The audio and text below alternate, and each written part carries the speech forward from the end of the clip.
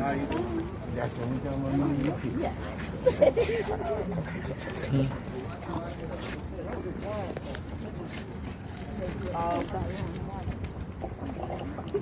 you all so much for being here. It's a beautiful thing to see all of you here amid COVID-19, but it's a terrible reason that we're here. But the energy is not exactly devastating because Elizabeth's energy is still present in each of us. So we are gathered here this afternoon with Elizabeth's family present of blood, but also Elizabeth's family in love, in politics, in movement, through work, through relationships. And I don't want to talk too much, so we're just going to reflect on her. We're going to hear from her family, from those closest to her, and from others here. Then we'll open it up for everyone else. But before we begin, I just learned 2 days ago that Elizabeth loved the Lord's Prayer. So in this moment, we will recite that prayer. If you feel comfortable, recite it in the language you learned it, in the form you learned it, and we will open this space. So our Father, hallowed be thy name.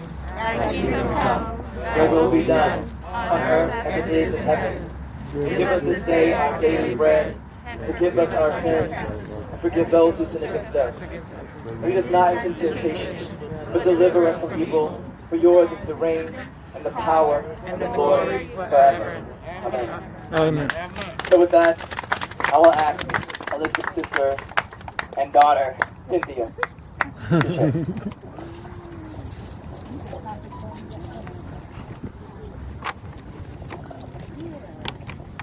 Hello, everyone. Hello. I'm Elizabeth's baby sister, slash daughter, and she raised me, even though I'm her sister.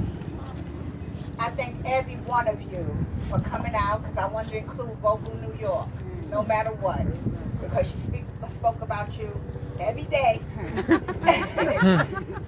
and I wanted to include y'all in this. I ain't gonna say tragedy. I'm gonna say celebration. That's right. Because today's her birthday, and we're gonna celebrate her birthday the way she wanna be celebrated. I thank you, each one of y'all, everyone, for coming together, to showing your love, to showing your appreciation for her, the warmth, everyone that loves her, and I thank you. May you want to say something?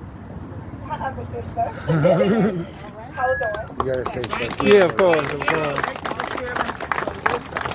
I want everybody, thank you for coming. Elizabeth's here with us because this is her. I have her ashes on me. And we plan on taking her ashes back to Virginia, and we're gonna scatter her ashes in the beach on the second water. Where she wanted to be, because she was talking about retiring and going to the beach. So thank you a lot, and she hears you because she's right here.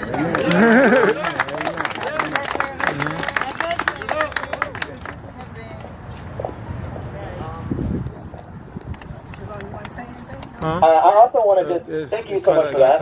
Shout out that Clifton, our chief of staff, did a lot to make this moment happen. And, we've just been through a lot in the last few months. And so this was a really hard thing to happen. But, I don't know, I'm going to open it up for other people to speak. I told you. Jeremy?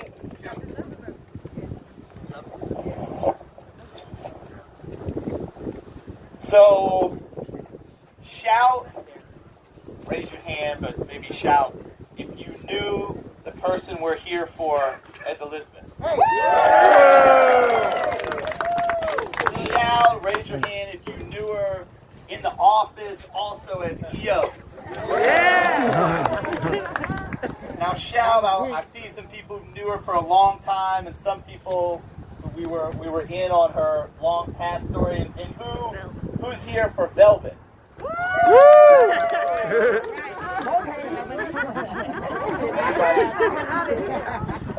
Elizabeth had a lot of lives.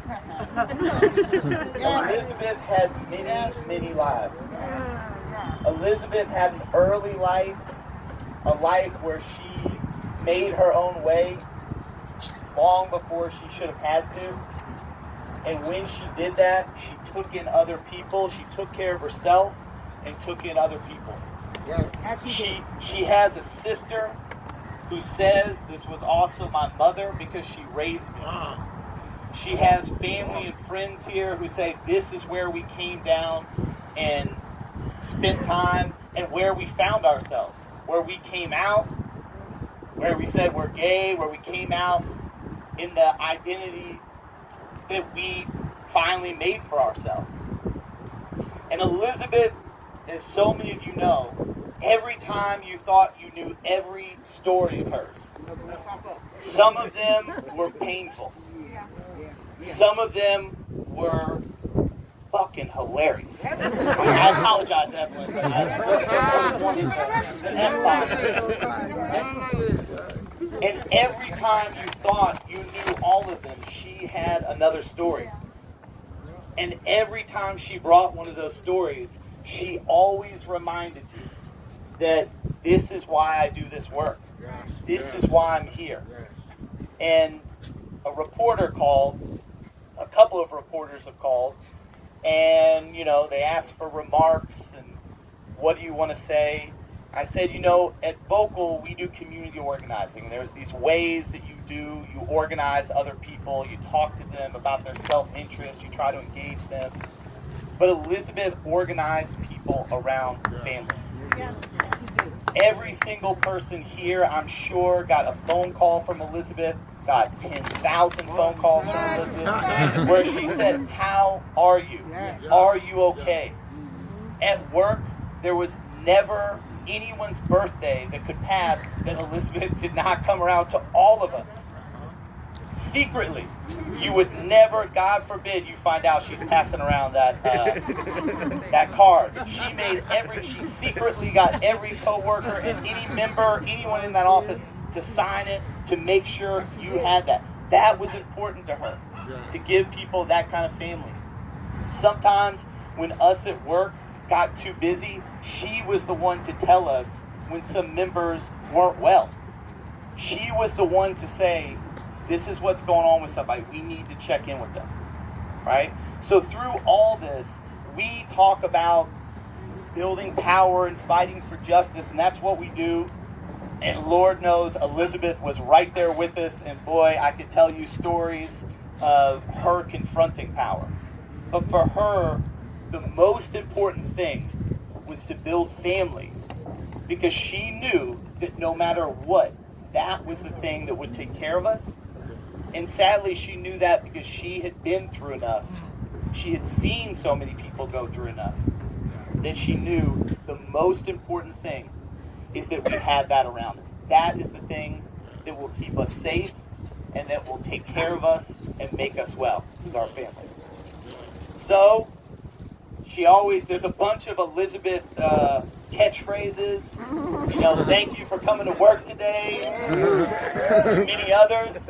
You're my sister from another mother. But I don't do handshakes, I do hugs. Lisa was too young to remember that. I got my own weather station.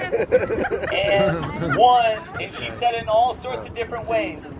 But in thinking about family, the most important one for us is her saying, she had two.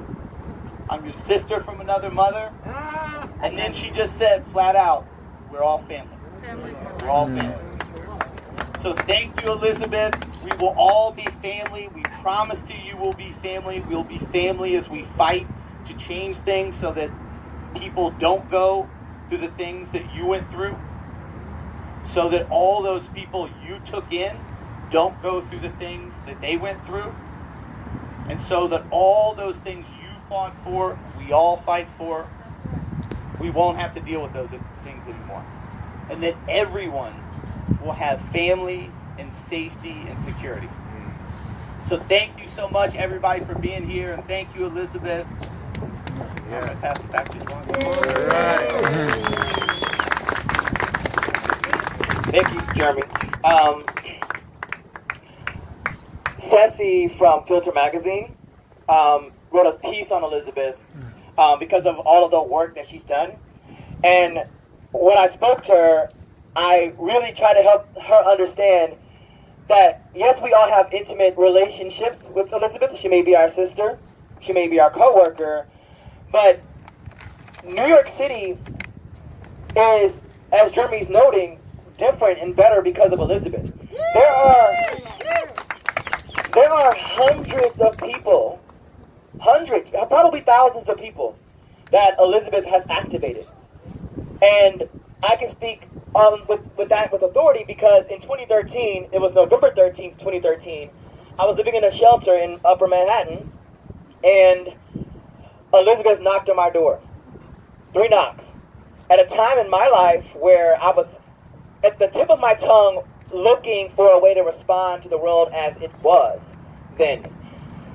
And this woman literally snatched me out of this stasis, is the best way I can describe it. And I know that she did that for so many people. I wouldn't even be here were it not for Elizabeth, and I'm not sure I'd even be alive, honestly, because 2013 was tough for me. It was my 2020. But I guess I want to bring up some other folks. I do want to bring up Gracie. Yeah. Because Gracie and Elizabeth did so much work together over these past few years.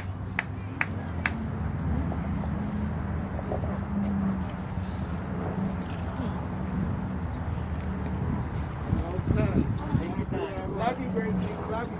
Love you. It's all right. Love you. It'll be fine. Free your spirit. She's in good hands with Allstate. Hi, family. Hey, Gracie.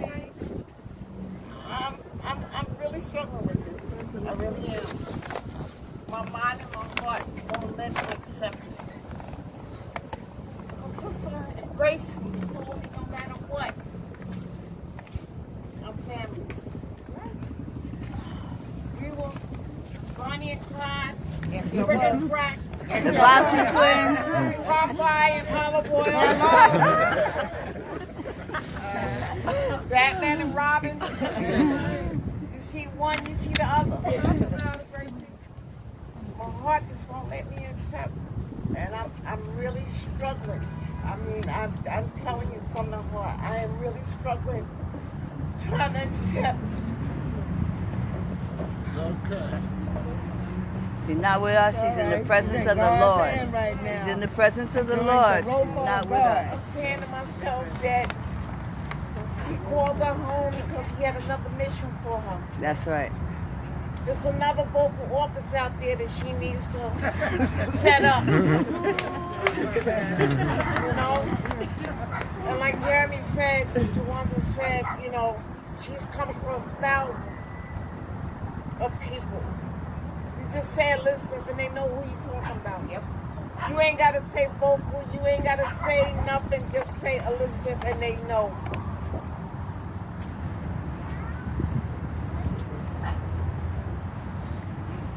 I'm really trying to make my heart and my mind accept, but it's battling.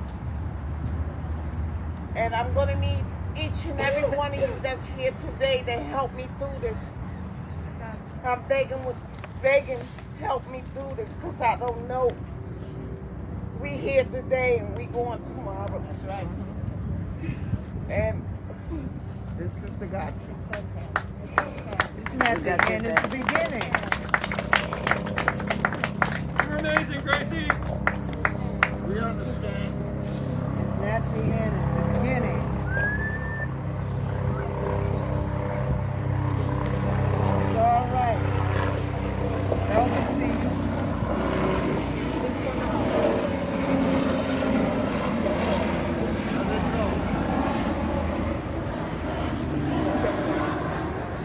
And Bella said, give her a hug. Yes. Mm-hmm. That's why I'm here.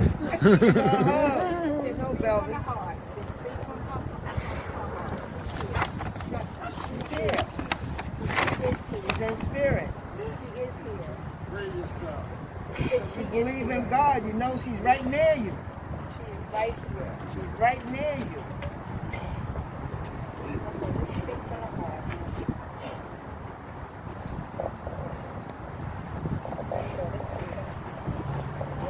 The one thing I ask is nobody ever forget her. Carry her with you every day. Because she's here. She's here for us. Thank you. Thank you.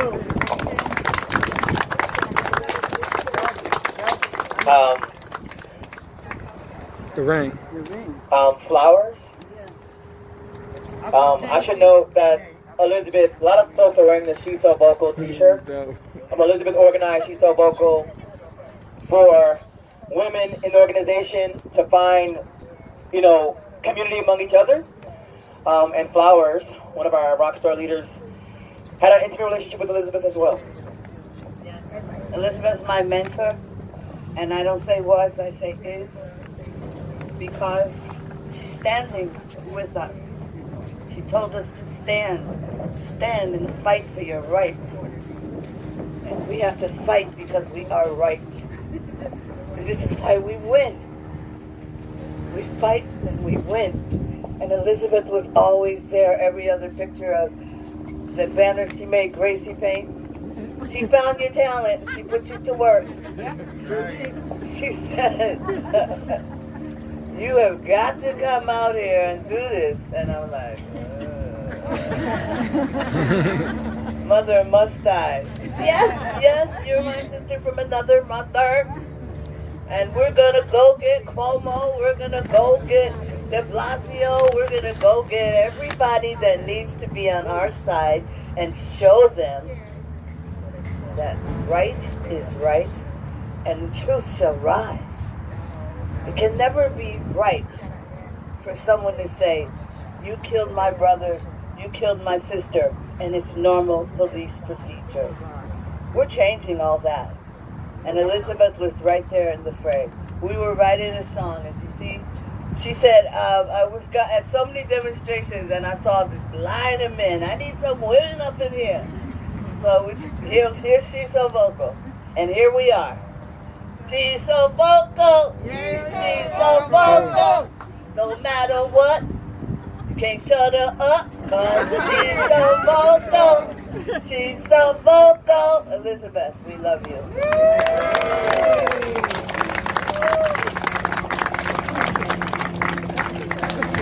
Thank you, Flowers. Oh, hey, Asia.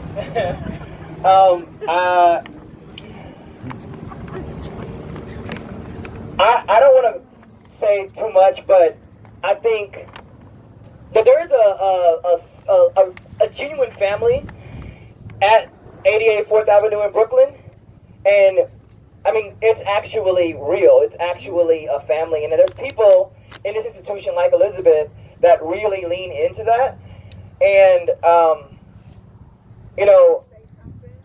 like Clifton, our chief of staff, who I want to speak next, really just put in so much love and intention and care into Elizabeth. And I mean, it really is remarkable. So, Clifton.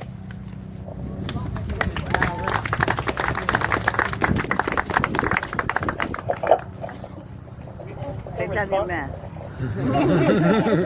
Thank you, everybody. I want to thank the family for allowing us to be a part of this moment. This is a really difficult time when people pass.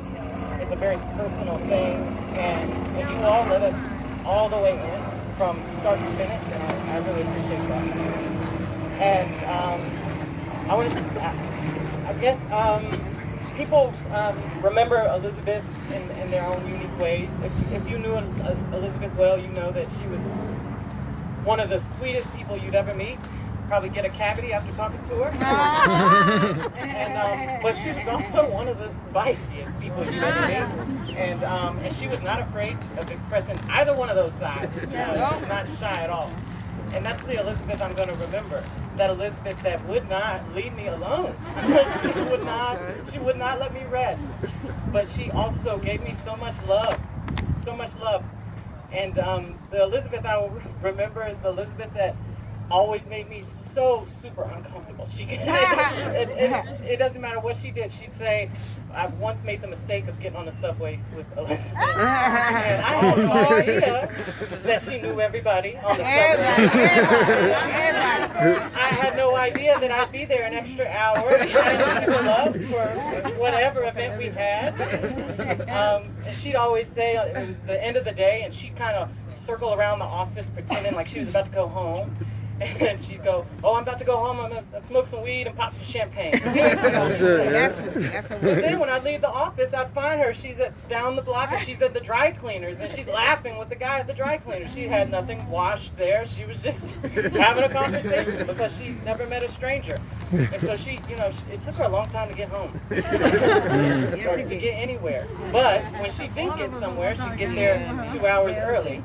So she was one of the most unique, if not the most unique human I have ever met. She was just so dynamic, so raw, so unapologetic. That's right. And I am blessed and privileged to have worked with her. And I only worked with her for 5 years, but it feels like a lifetime. A lifetime of laughter and uncomfortability. I'll tell you one more thing. I once had, I was able to go to a Hep C conference with her, and she was selected to speak. And I got to be with her, and I helped get her talking points together. We had this whole script of all the great things she was going to say. And the crowd, they ate it up. They just loved everything she was saying. It was 500 people. It was an international conference right over there in Jersey, because they didn't fly us to Portugal. But they should have. But at the end, she talked about how important family is. And I thought she was going to say, thank you for coming to work today. I thought she was going to say family for life. But instead she says, family is important. It's important for people to feel love.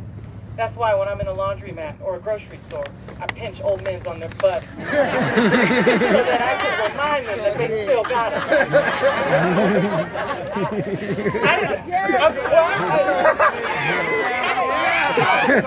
That's not what we rehearsed.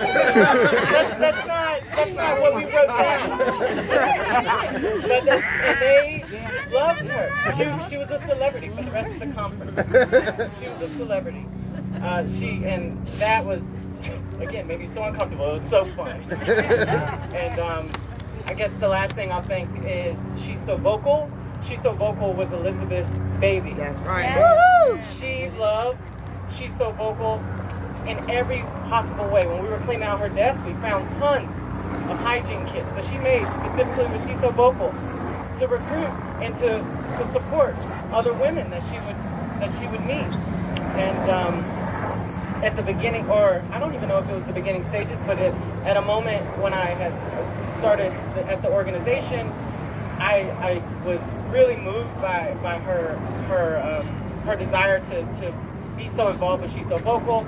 And I asked her if there was a way I could be involved, but not, be in the space. I said, if I can support, if I can print some stuff, whatever you want me to do. I said, I identify as a feminist. This is really important to me. And she said, yeah, I thought you were really feminine too when I met you.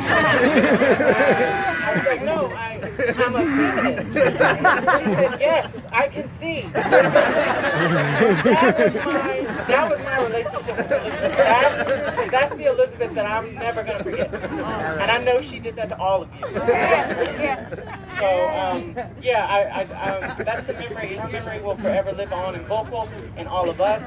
And everything she believed in, the way that she went about her work, the way that she approached human beings with so much courage and boldness and love all in one, I'm going to take that with me.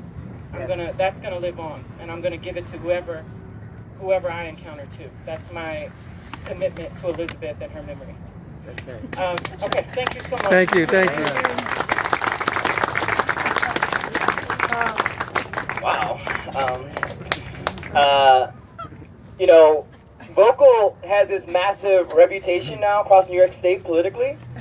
And it's not just because there's really smart people that are involved in this organization, but because, very principled people that are committed to doing the kind of work, the human work, of building an organization, of building a grassroots movement.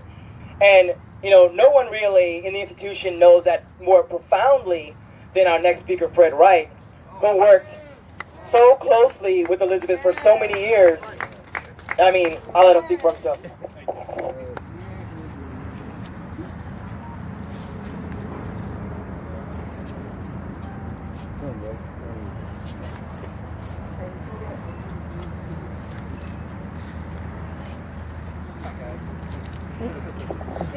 Hi guys. So yeah, I'm shattered by Elizabeth's passing, and I've spent a lot of the last 10 years working closely with Elizabeth, spending a lot of time together, organizing, connecting people, you know, building power, mobilizing people, taking action. Thousands of phone calls. You know, I met Elizabeth through Nairi, Terrell Jones, who was doing the Uprise peer training program at Nairi, New York Harm Reduction Educators. You know, had Elizabeth in that first class of peers, you know, trainees. And she was the only one who made it through the entire series. She showed up, she was there, she wanted to do more than they had for her to do. And Terrell was like, you got to get involved with Vocal. They need people. They want more people involved. And so, he introduced Elizabeth to me, and Elizabeth started coming to Vocal every day to volunteer. I was like, Elizabeth, you know, you can do other things too in your life. It's okay. You don't have to come here every day, you know.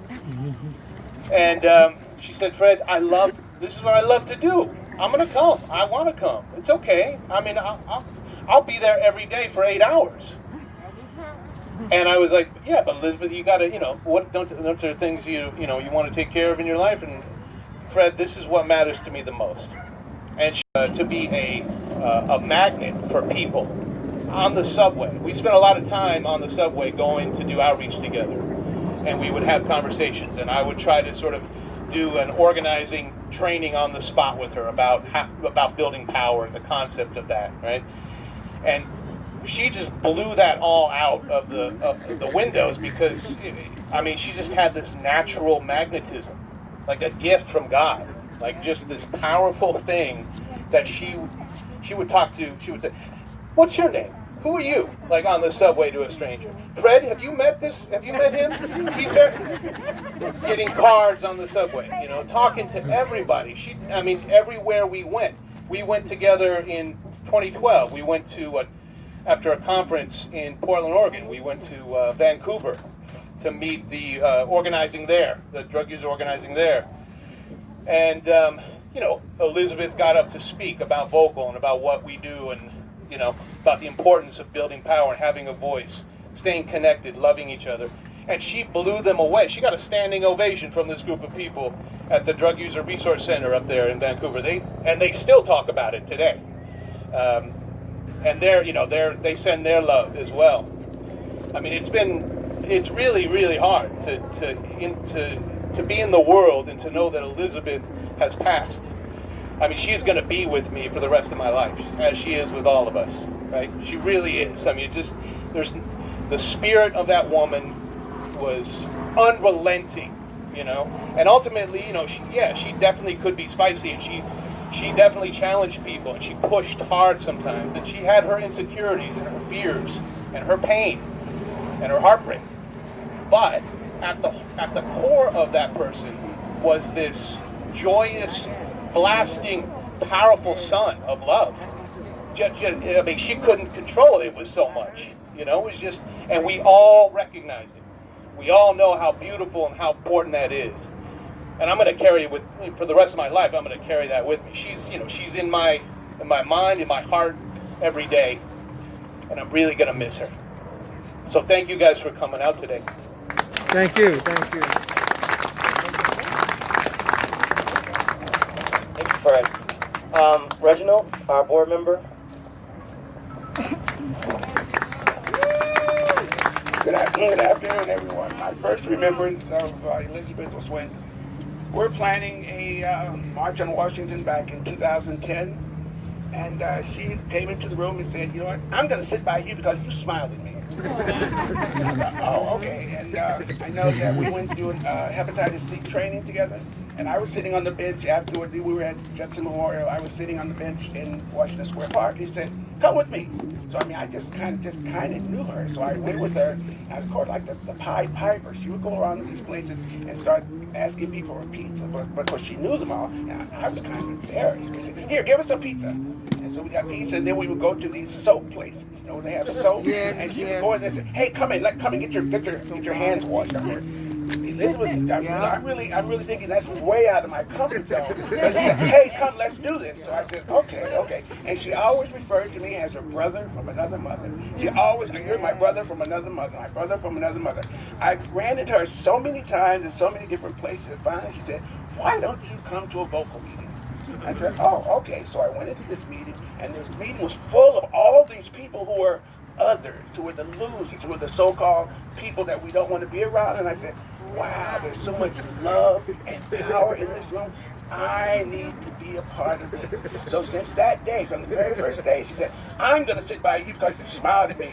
And she just always did. And believe me, she would make me feel uncomfortable. Sometimes when she would walk up to people and say, well, you know, how are you doing? How are you doing? Just as Fred and other people were saying that. She would just do these things because that's who she was. She could not do that. That's what she was. And I mean, I will always remember that she said to me, I'm going to sit by you because you smiled at me. And that really sits with me. So, Elizabeth, you are my sister from another mother. You're my sister, period, because you're my family. And thank you, Cynthia, for sharing her with us. Thank you, Cynthia and the other family for sharing her with us. Thank you so much. All right, thank you. Thank you, Reginald. We got a couple of more speakers that we for sure gonna do, and then we'll open for folks. I'm gonna bring next our other co-executive director, Lisa Aguilera. Excuse me. Hold on. Family member right Oh, sorry. Come. Thank you so much. Hi, everybody. Hello.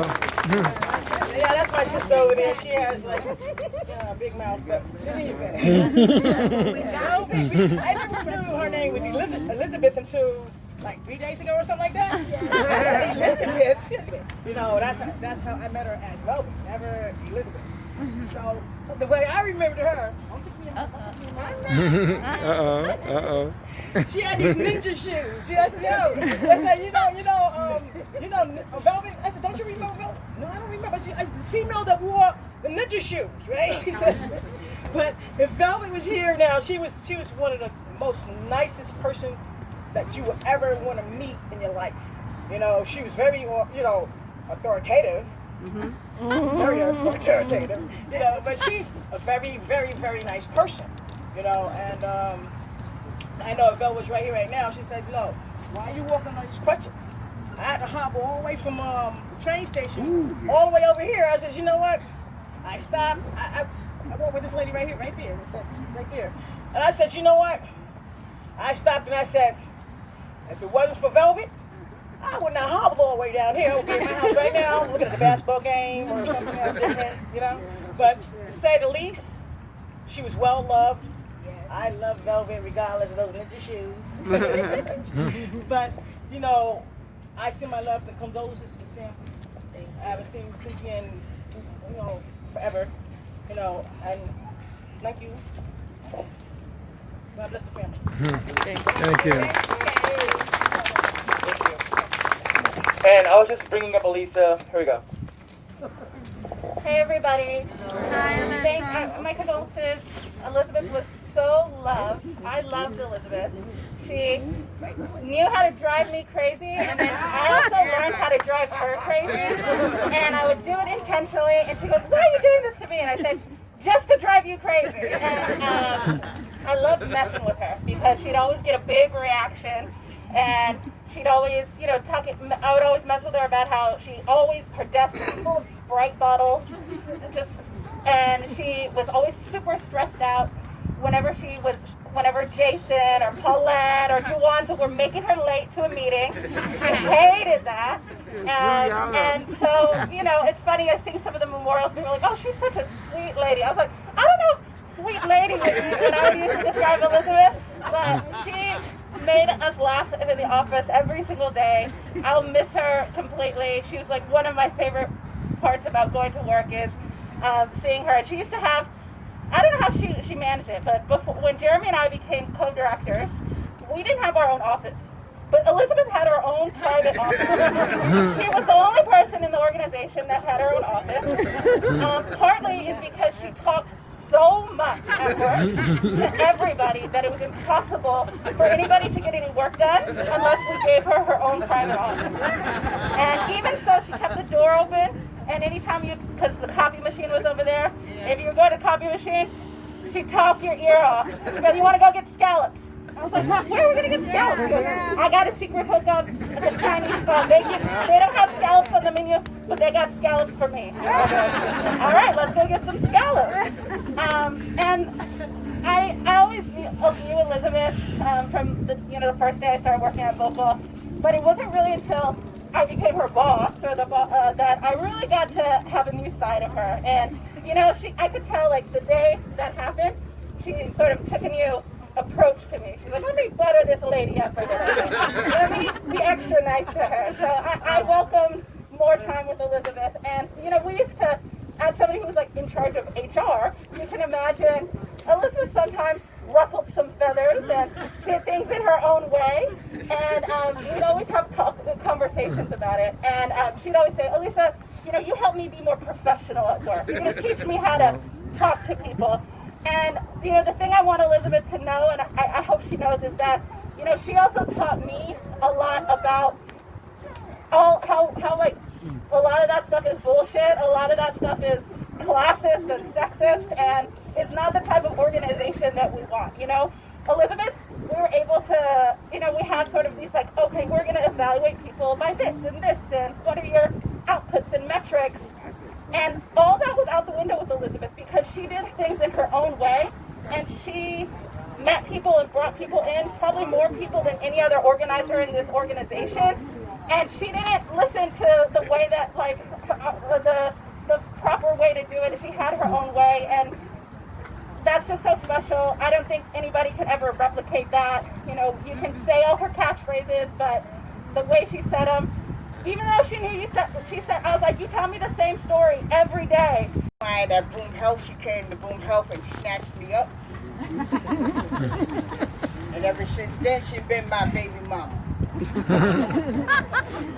She's truly missed. I miss her a lot. We went through a lot of things, divorced me, married me, divorced me, married me. You know what I'm saying? Yeah. She hates giving me hugs because when I hug her, I don't let her go. You know what I'm saying? I give her that on her. Okay. It's still like it's a dream that she's born. People say they're in a better place. Better place to be right here. Give me one of those. Elizabeth, happy birthday in heaven.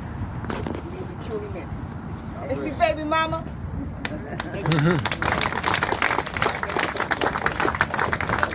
And Jason, walk.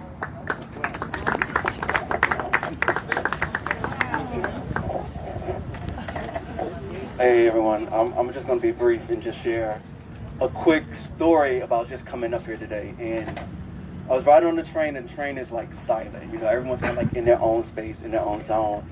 And Elizabeth just came to mind. Because Elizabeth will break that silence, right? She'll say something to you to get you all going. Even if she says something to someone else from the corner of her eye, she can see someone else smile. And she'll turn to them and say, "Thank you for your smile, it cost us nothing." And like, that is just one of the most beautiful presence of Elizabeth, is her ability to bring joy to others. And even recognizing from the corner of her eye that someone else saw what she was doing to the world and in the world, and pick up on it and say, "Thank you for like acknowledging me. Thank you for that smile. It costs us nothing." And for me, that's a reminder for what we all have to do for each other, is to thank each other for our smile, to be a beacon of joy and hope and encouragement for each other. Because that's what Elizabeth's mission was. That was her truth. And that's what she did every single day. on every single train ride, no matter how packed it was, no matter if you accidentally fell on her or she fell on you. Thank you for your smile. Thank you for being polite was her thing. It was always encouraging us to be polite to each other, to being kind to each other, to show grace and compassion towards each other. That's the memory I take with Elizabeth. That's a memory of Elizabeth that I take with me, that I cherish and I hold every day, and I'm an honor to share that with you all. Thank you. Okay, thank you, Jason. At this point, if there's anyone else here that really wants to share what Elizabeth was to them, please just come up. And then just pass the mic to another person. Asia. Oh my God, me and Elizabeth used to get into it. The first time ever anyone could challenge me, she did it. We happened to land up being roomies. Oh my God. I know you remember, Alicia. Oh my God. I knew that I was going to be up at 5:30 that next morning to get out because she didn't play that. Elizabeth just was that girl, man. That girl. I mean, like, whoa. I would like to, oh my God, who's my roommate? Elizabeth, oh yes. I did that on purpose. The craziest thing I got to tell you guys is that I saw her right before my birthday. And I did not know that was the last time, but that was actually the best time we ever spent together. Because we didn't get along when we were on the road because of the whole early thing, and she didn't like the phone ringing, and I had family totally opposites. But the last time we got together, I will never forget that hug. She can never ever be replaced, man. But you know what? The love that she left here, we gotta keep it going, y'all. Rest in peace, my dear Auntie. I love you.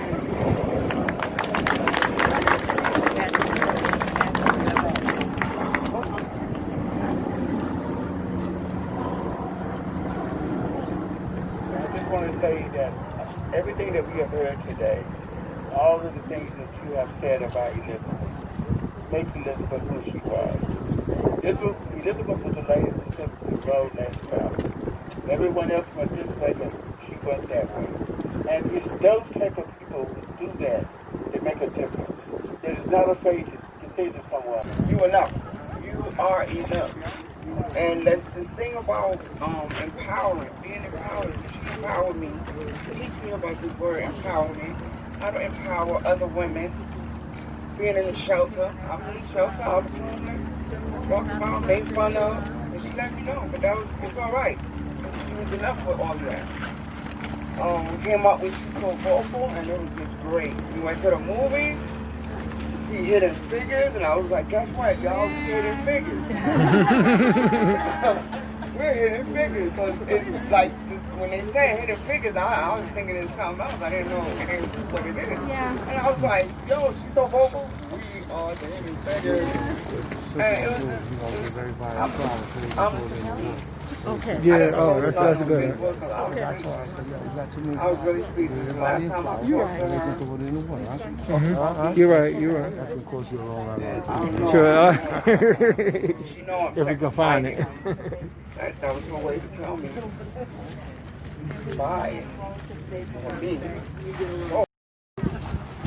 They're all going to work and they're miserable about it. I love the work I do. So when I get on the train in the morning, I'm all pumped up. And I said, "Owens, that is terrific. Where do you work?" And she said, "I'm an organizer for Vocal New York." And it was only when she said that, I was like, "Elizabeth, let's go!" And then we had a real conversation all the way down to Wall Street where we got off the train. So, I couldn't decide what to wear today, whether I should put on my collar or dress in black. And I'd recently gotten this shirt as a gift, and so I broke it out for Elizabeth. I figured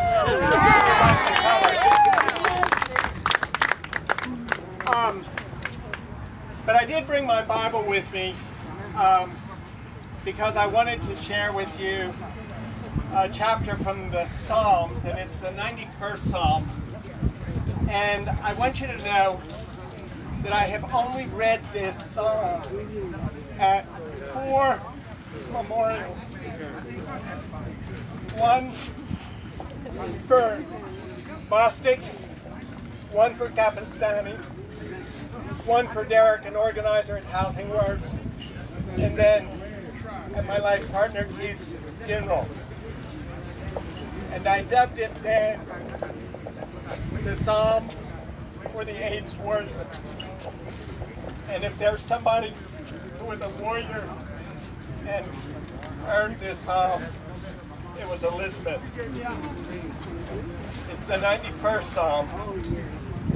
Whoever dwells in the shelter of the Most High will rest in the shadow of the Almighty.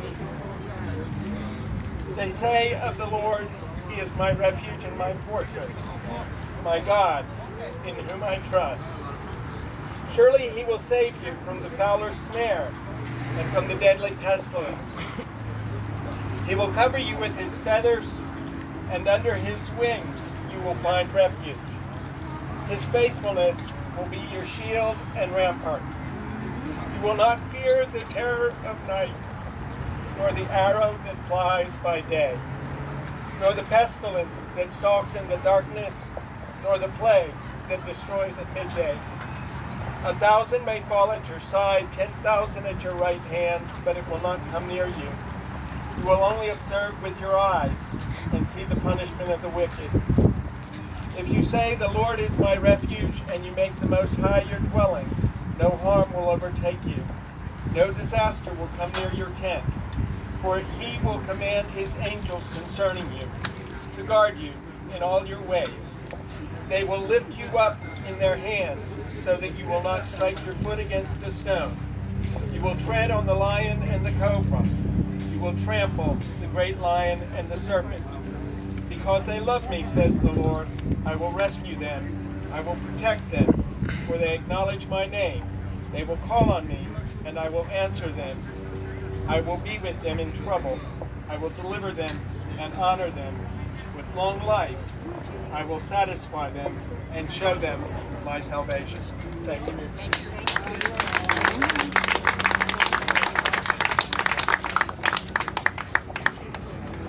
I'm not going to be long. Real quick, Elizabeth came to a diary. She came to the Peer Network, and then she came to Vocal. She asked me and Terrell before she came to Vocal if it was all right. He was like, what do you mean, is it all right? Of course you can go to Vocal. Of course you can learn how to organize and better yourself. It's hard to have words today for someone so special as Elizabeth. I wore this shirt today only because it has on it, thank you for coming to work today. I heard that so much, and I know a lot of other people have. But I always think about when we go out and organize, and we go out in community, and we go and talk to people and who's not doing right by us, or not voting the way they should be voting. And at the end, to still hear Elizabeth say, thank you for coming to work today. How they must feel when we walk out of that room, knowing that they in opposition of what we were just speaking about. She still would say, thank you for coming to work today, even to those folks. You already heard so much about how she encourages others. And I want everybody to look around here today and look at the different folks from all over, the nationalities, gender identities, and all of that, and see that we are still here because of one person. And showing and coming in love, and that's all she wanted. And that's all she displayed. Love. Love for everyone, regardless of your identity. And we need that to continue to go forward. The one thing I used to get mad at Elizabeth about was, Elizabeth, you only have to call me one time. You only have to call me one time for an action. And she would call not once, not twice, not 2, 3 times. She would call sometimes to the point where I would know who it was, and I would think about, should I pick the phone up? And I would pick the phone up, but you know what? All jokes aside, I'm gonna miss them fucking calls.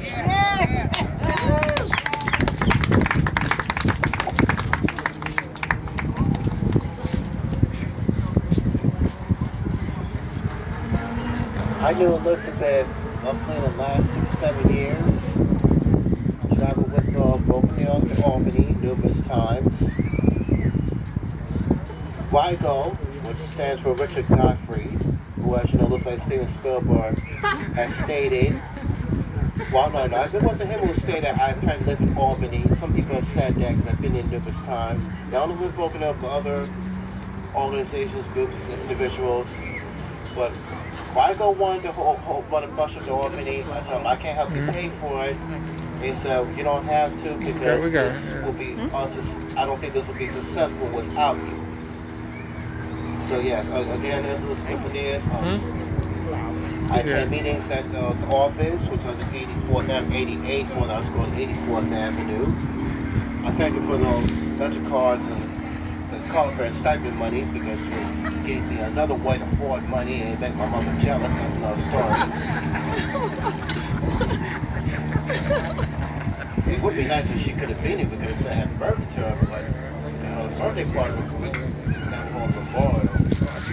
And I discovered her death 2 days ago, and I said, okay.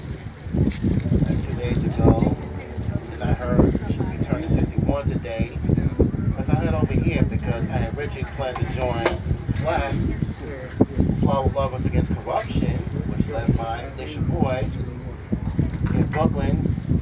I told her I can't attend your fundraiser. My money's tight. I learned to discover this one. I said, okay, I'll attend. I've do Elizabeth for years. I always say, I was like, I'll do it for Elizabeth, do it for Vocal New York. Because with someone like family and reunited with many people, Bobby Brown, you're on my mailing list. Your partner. And I'll be Pit Stop, and a few others. So, again, just glad to be here. Glad I had something to do today. I'm sorry I couldn't join Alicia Boy. And as you know, she's worst nightmare to Lori Cumbo, just in case you didn't know. So either way it worked out. I got a chance to attend the event and be reunited with people I know. Actually had more lighter refreshments, that's okay. Thank you, Ms. A. I don't know. We're going to hear next from Carl, Doug, then Jackie. Carl, then Jackie.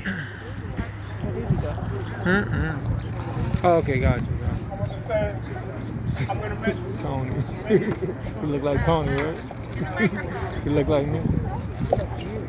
Oh, yeah. You sure that's not my dad?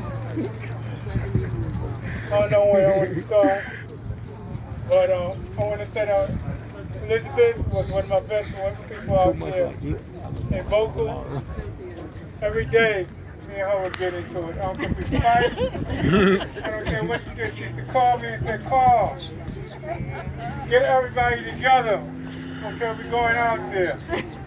Okay? And then we went to DPA one day. She kept me up all day long, and then she gonna tell me, she called me when she came from the hospital. She said, Carl, I want you and Gracie to come to 63rd Street. We got work to do.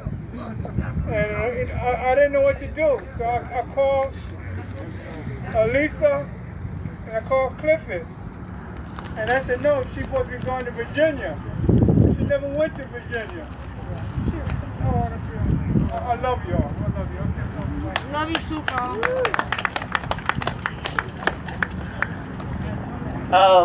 I want to bring up Jackie Washington, but before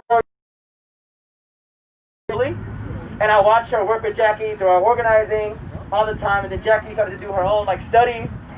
And Elizabeth literally supported her the entire time and would give me updates about Jackie. And I was like, I don't know why you're telling me all the details, but I saw her from the very beginning to end, and Jackie did this program and finished it.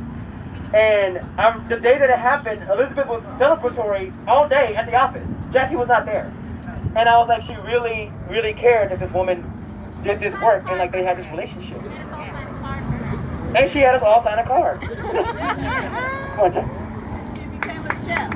Chef Jackie. Chef Jackie. I'm one of Elizabeth's favorites.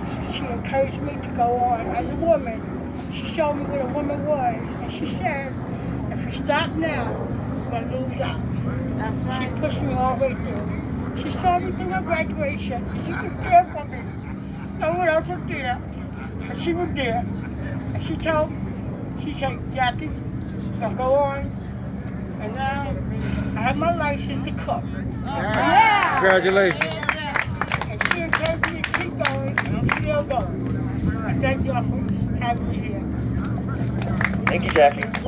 So, I think that's going to conclude our speaking session.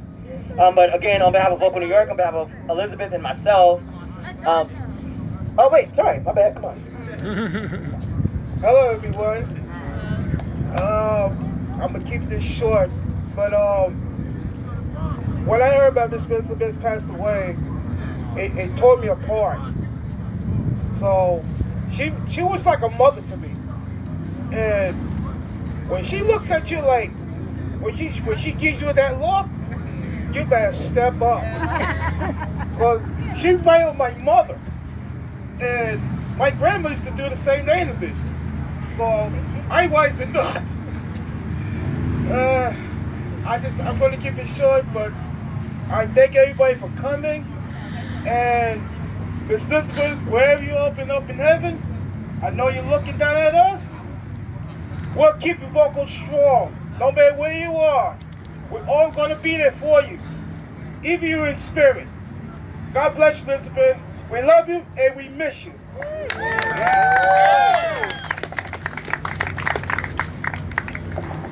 Okay, everyone, today is her birthday. We're going to celebrate it like she's here. Okay, so we're going to sing the Stevie Wonder version. Okay, happy birthday to her.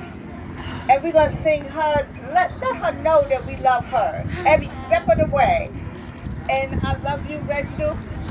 I love you, Jawan. Oh, Jawanza. I love you. Clifton, I love you every step of the way. Melon, if you're here, I don't see you, but if you're here, I love you. Everyone has stepped up.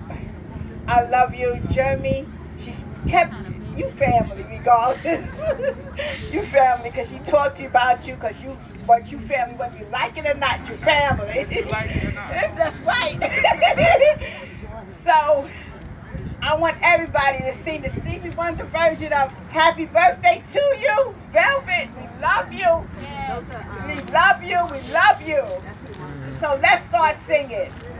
You set this off. You did Birthday to ya. Happy birthday to ya. Happy birthday. Happy birthday to ya. Happy birthday to ya. Happy birthday, happy birthday, happy birthday, happy birthday. I love you, Vocal family. I love you. I love you. You are part of our family now. Even though we're in Virginia, you're still part of our family. If you need anything, just call me and just let me know. I'll be there in a hurry for you. And husband. Just let me know. I love you.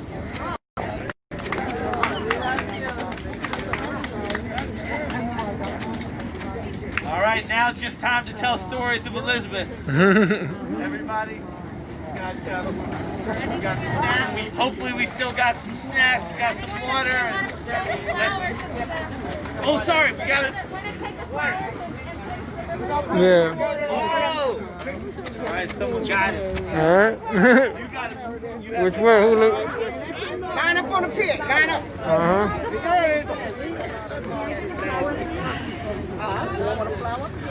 right, everybody. Everybody got a flower? I'm here, Elizabeth. Nice to meet you, Elizabeth, but I'm here. Yeah.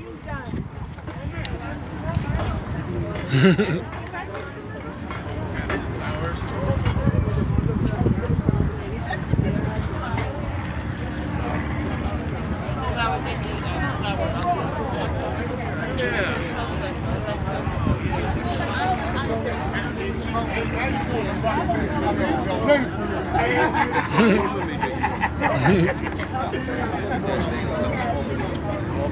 do I look like I'm the older brother?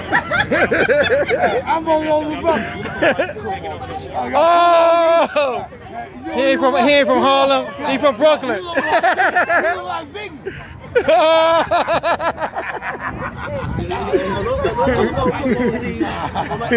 My name is Dr. Love, baby. I look like Martin Lawrence. Oh, he joking your head. Oh.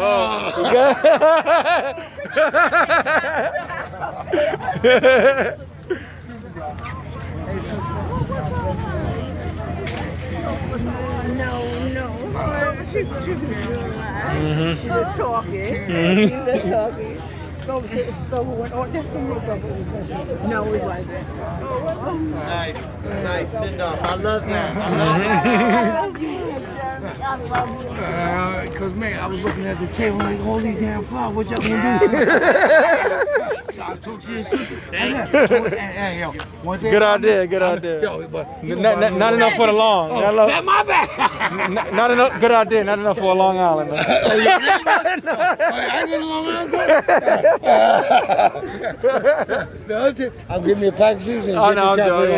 give me a Long Island.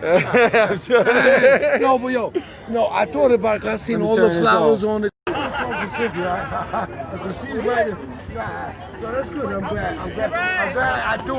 You know, because like, I'm here, right? But my brother's chain is around my neck, so he's probably here. Well, I love your man. I'm glad to see you, man. You ain't come to Brooklyn since you